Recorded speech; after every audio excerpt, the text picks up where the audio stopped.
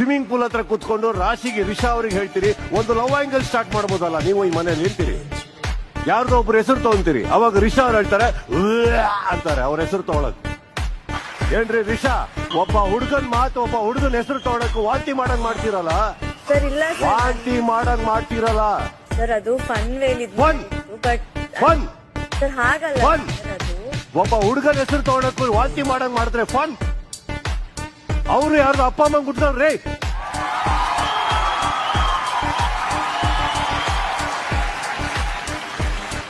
ಏನ್ ಮಾಡಿದ್ರು ಓಕೆ ನೀವು.